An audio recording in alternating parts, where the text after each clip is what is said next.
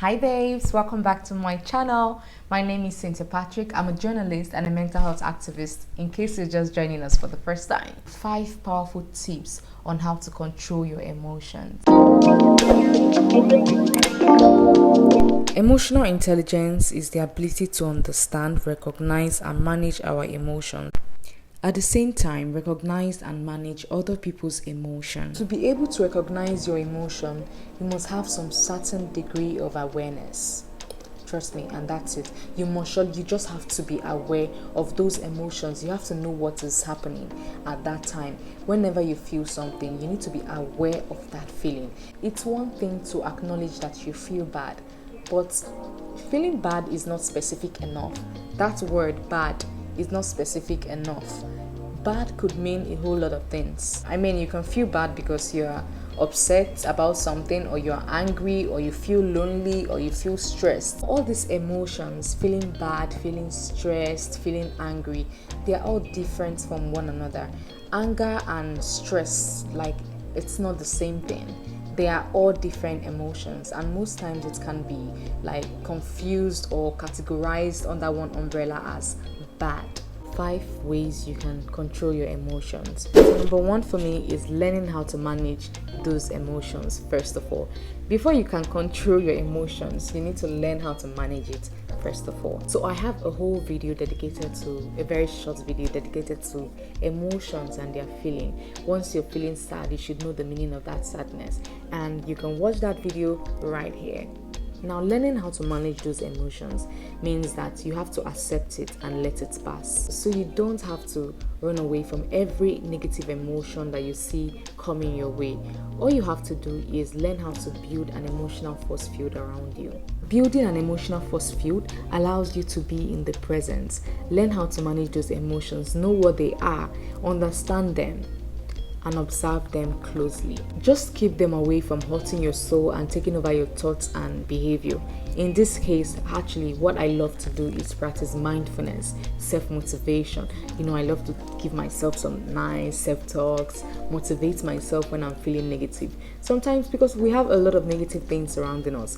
So sometimes when you come across something negative, the best thing you can do, if you don't want to dine in that negativity, the best thing for you is to just think about something positive. Whatever works for you, just practice it and try to do away with negativity. So the second tip for me is learning how to increase your emotional intelligence. If you're not emotionally intelligent, you will not be able to manage or control those emotions. You need to be aware. First of all, you need to be emotionally intelligent. Only then can you understand those emotions. So to do this, you only need to increase your self-awareness. Yes, get into the habit of understanding what kind of emotions that you're experiencing. Are you feeling sad? Are you feeling angry? Are you feeling stressed? Which one is it? You can't just say I'm feeling bad.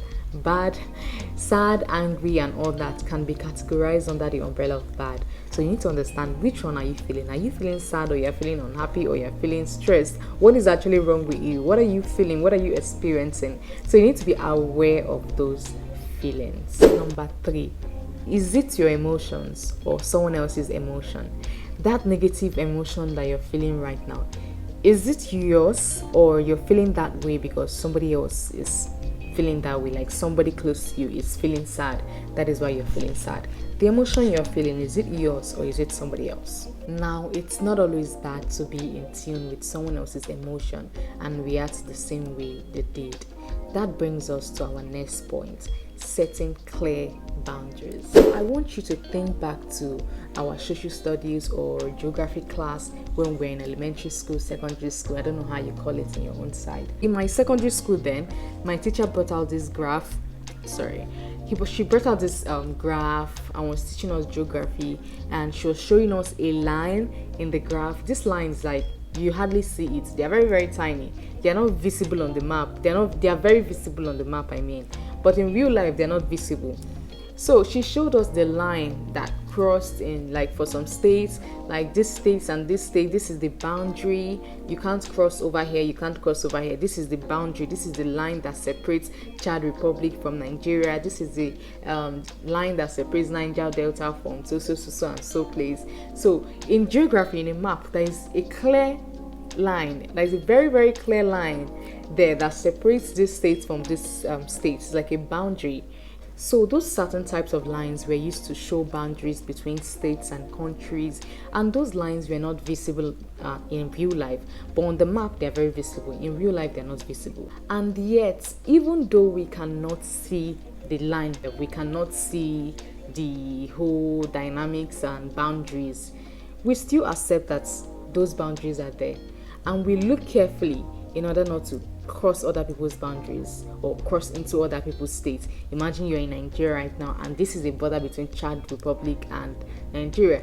If you cross into that line, like if you pass that line, there's going to be a problem, because you might even get arrested for crossing into people's other people's boundary. So what we did was to accept it that yes, there is a boundary there, so no crossing. This is my boundary and this is their boundary. So everyone respected that, and they respected that those lines were there. Even though people can see the boundaries, they understand that they are there, and they know and understand how far they can go before crossing into other people's territory. So now this is where setting figurative, personal and emotional boundaries come into play. Draw a line. That line you're drawing represents your boundary. Those boundaries are ways of letting people know how far they can go with you. So that brings us to our next tip. Take control. That is number 5.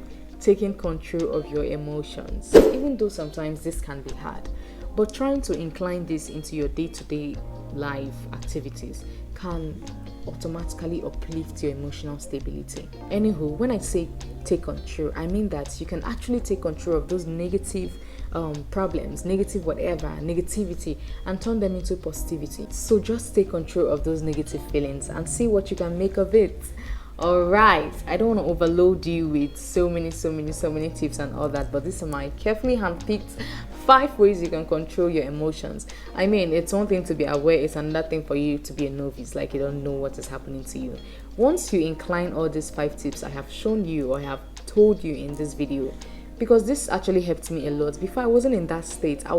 My emotional stability was like so low, but I tried to incline all these 5 tips I have just mentioned today in my day-to-day life, in my day-to-day activity, and I can say that I have really changed. Number 1, it's actually increased, like helped me with my confidence level and so many other things. So just try to incline it in your day-to-day life and activity.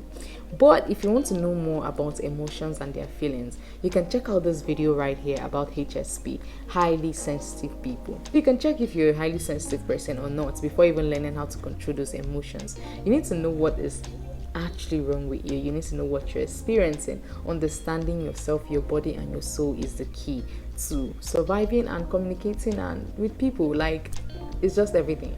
I just wanted to point out that I am still on that level, like that process of leveling up my emotional stability.